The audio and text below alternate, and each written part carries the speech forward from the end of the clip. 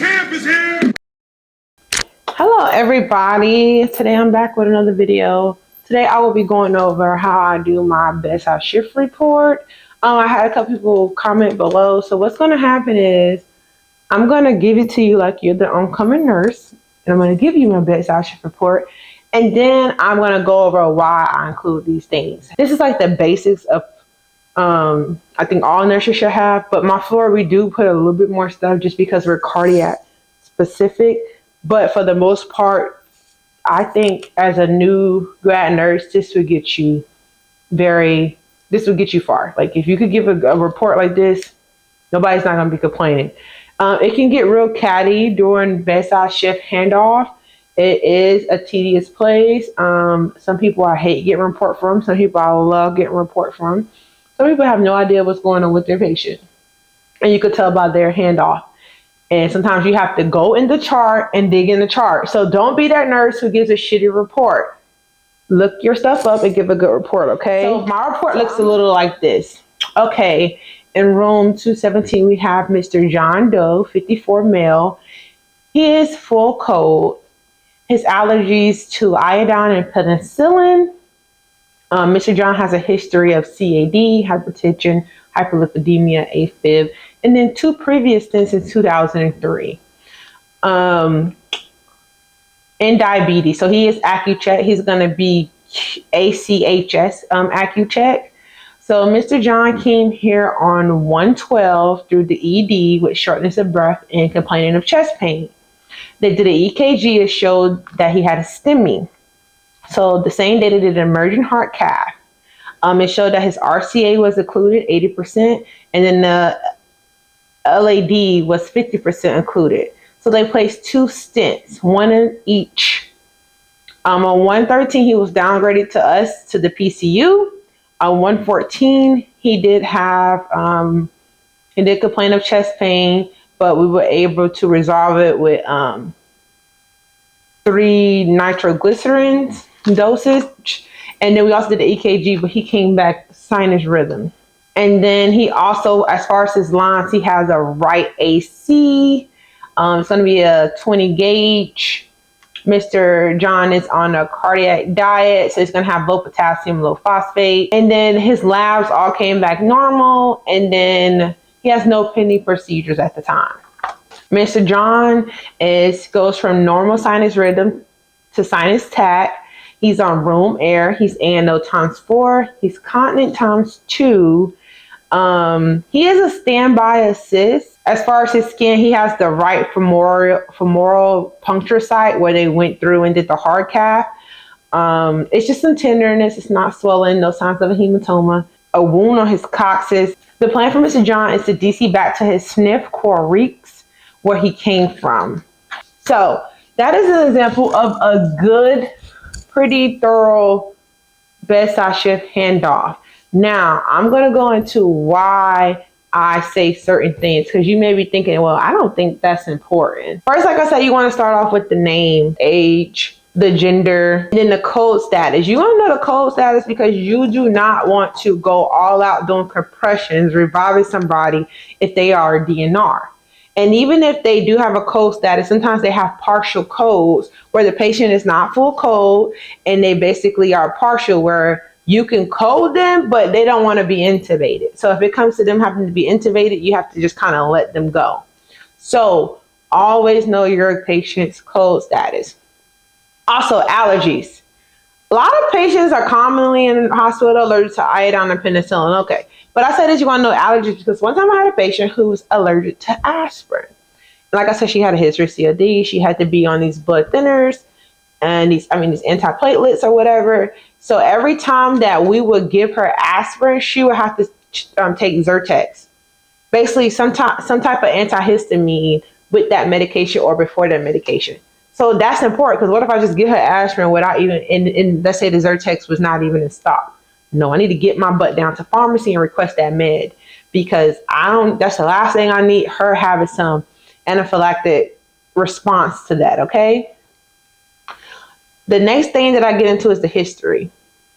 The history is very important, guys. You may be thinking, why do I need to know that? Because let's say this patient decides to go into AFib. That's not uncommon for them. They have a history of AFib. So I need to look in the chart and be like, okay, are they on their blood thinners, like their Eliquis and Plavix? Like, it can give you a lot of information. I remember I had one patient, I had just discharged that patient, and they were back 12 hours from I discharged them at the end of the day, so around, I want to say 1800. They was back 12 hours later. They actually they did not make it. They ended up dying. And the only thing that was holding his discharge up was basically he wasn't cleared from a certain doctor. So he came back. The ED is calling me. They don't know history. The ED doesn't have all this information. They give you the down and dirty and send the patient up. And they're asking me, like, is there anything you can give us? I said, all I have is my report sheet. I can give you a history. And then I gave them a little hint of something that was in his history that could be causing his condition that he was suffering for it.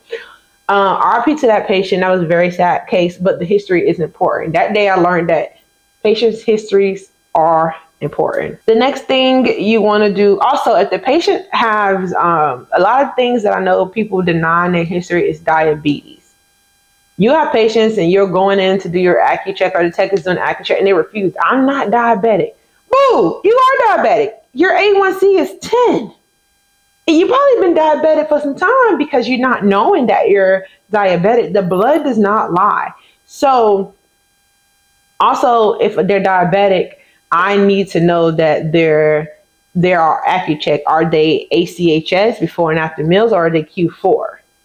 And this also plays along. Let's say I have a diabetes patient and then they're having a procedure the next day. So we put them in PO, nothing per oral, meaning they can't eat nothing. What's going to happen to them at the nighttime? They're going to start to possibly go hypoglycemic. So if I know that, I may want to get some fluids ordered for them so they don't have that hypoglycemic event in the middle of the night and be in a coma. The history is important, people. The thing I want to do is just tell the nurse that's coming on why they're here. Make it read like a story. Like I said, he came in, shortness of breath, EKG, STEMI, they did an emergent heart cath, they placed 2 stents. Then this day he had an event. You want any event that happens that is outside of what he was here for, it needs to be, especially any heart changes, anything that come up, they tested positive for, it needs to be in there. Don't be giving a report and forgot to tell them that they have 5 runs of VTAC. I've had that happen to me. Never told me the patient was having any changes in their heart rhythm. Like, that could be useful because now I'm on shift and Tully's calling me all day telling me how they are having all these PVCs and runs of VTAC, and I'm like, whoa, that's new. So now I need to check the mag and the potassium. Now I need to call it to the doctor. But he probably been like that for a while. So that's not gonna like alert me as much if I know he has a little that event has been happening. The next thing is you always want to tell them the plan. What's the plan for this patient? And I say, because every patient doesn't discharge home. Some patients go to rehab, and some patients came from rehab. Some patients go home with home health care. Some patients go to hospice, depending on the circumstances. Everybody does not go home. Some patients are homeless, so they will sit in a hospital until we can find them placement. So you might want to know that. Because sometimes when patients are ready to go, you want to know the discharge status because they will beat you down about that discharge. Okay, so now I get into a little stuff that's important, like the heart rhythm. What heart rhythm is he sinus tach, normal sinus rhythm? Does he have frequent PVCs? Is he in AFib? Is he in the 1st degree heart block? That's important. Room air. So is he on room air? Means he's on no oxygen. But if they're on oxygen, you need to let the nurse know that, because a lot of patients like to throw off their oxygen. And if I know he's on that many liters, I want to have him on continuous SpO2 monitoring, right? So that's why that's important, because patients do take off their oxygen, and then you don't even know that they sat in the 80s unless you have them on you continuously monitor them. So that's why that is important. Another thing you want to tell them, what is their orientation status? Not everybody's going to be orient times 4. The patient may be orient times 2, meaning to themselves and where they're at. They may not know the time, the year, the date, none of that. And then you have, especially when you have a demented patient, most of the time they're not oriented at all. They just don't know what's going on. Patient continent or not. Sometimes there could be continent times 1, meaning they could be continent to urine but not bowel. They cannot tell me that they have to poop. They're just going to poop on themselves. They cannot tell me they got to pee. They're just going to pee on themselves. And sometimes patients also, that goes into, does my patient have a Foley? He may be continent times two, but have a Foley because of retention. Now, if you're telling me that I want to go check the orders, make sure the patient has those orders in for that Foley. He may have a Foley for no reason. Somebody just don't put a Foley in this man for no apparent reason. So you need to know if the patient can go to the restroom or not. It's very important, because if the patient is incontinent, you know you probably going to be in there checking them quite a bit, turning them, changing them, cleaning them up. Okay? The third thing, what is the patient's ambulatory status?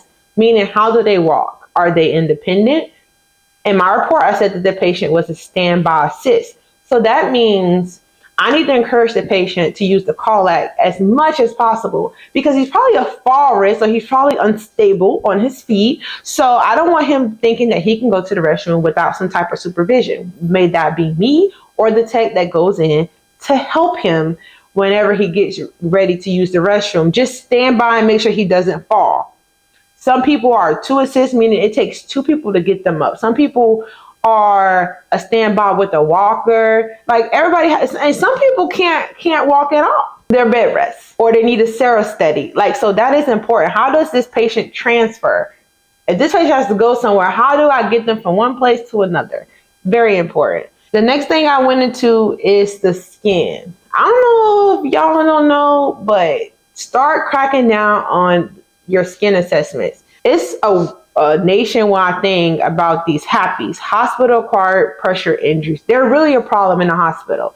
And a lot of times it's because people are not doing thorough skin checks, and then the patient has a big old wound on his coccyx or his buttocks. Because first of all, we're not charting their braiding right. I'm not going to tell y'all what braiding means. What does braiding mean? Comment below and tell me what braiding means. So I know at our hospital, if the braiding score is below 18, that means you need to be turning that patient every 2 hours. Q2 turns. Right? If the patient has a wound, I don't want them to just be laying in the bed flat. I want to turn them, offset them off that wound so it doesn't get worse. Also, that lets me know that I have to do wound care. I may check the wound care orders. Are there any orders there for me to do? That's important. And then also, if he had a heart cath, they had to access it from somewhere. May that be the radial or the groin.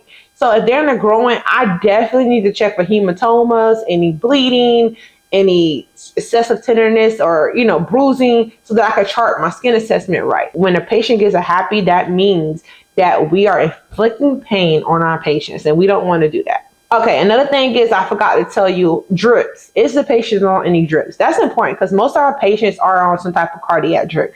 May that be heparin, amiodarone, cardizem, nitro. Leads me to the next one, lines. Where is this IV access? How? Everybody doesn't have an AC. You may have a upper pig. They may have a port for dialysis up here. They may have an IJ because they just got out of open heart surgery. Everybody has different assets, so make sure you let them know. That's important, because most patients have IV medication. Okay, the diet is important because some patients are NPO, meaning nothing per oral, meaning they're not even supposed to eat.